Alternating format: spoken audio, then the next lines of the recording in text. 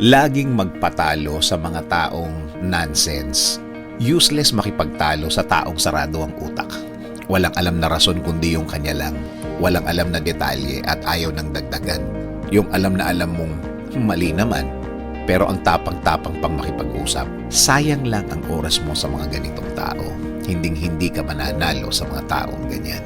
Mabuti pang magdilig ka na lang ng halaman. Makakatulong ka pa sa kalikasan. Ang point, hindi mo sila kailangan. Wala kang obligasyon na ibahin ang isip nila.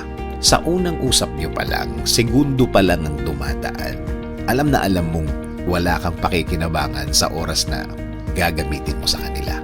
Nagpapatunog matalino lang sila. Nagpapatunog na marami silang alam na akala mo kapag nagsalita, yung opinyon na niya ang dapat nangingibabaw. Dapat yung opinyon niya ang dapat pinakikinggan. Nakakalungkot ang taong ganito.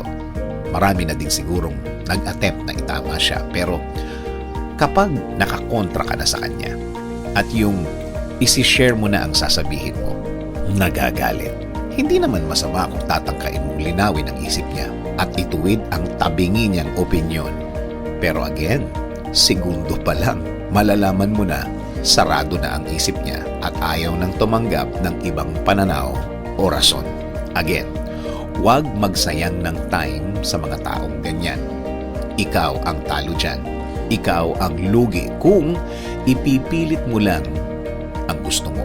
Sa totoo lang, kapag ipinilit mo ang sa iyo at alam mong matigas ang ulo ng kausap mo, mararamdaman mo ang pagod kapag natapos ang pag-uusap nyo. I mean, wala ka namang ginawang grabe, wala ka namang binuhat na mabigat, wala ka namang nilakad na malayo, pero napagod ka.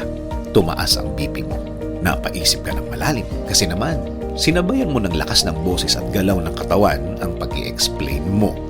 Sa dulo, tama, napagod ka nga. At totoo namang nakakapagod ang makipag-usap sa taong mali ang isip. Di ba nga sikat na sikat ang linyang huwag makipagtalo sa bobo? Sa una, parang gusto mong sabihin na, grabe, wag namang ganyan. Masyado namang mapagmaliit yung linyang yan. Pero sa bandang huli, masasabi mong tama. Iiwasan kong makipagtalo sa bobo. Sabi nga sa Proverbs 23:9, do not speak in the ears of a fool, for he will despise the godly wisdom of your words.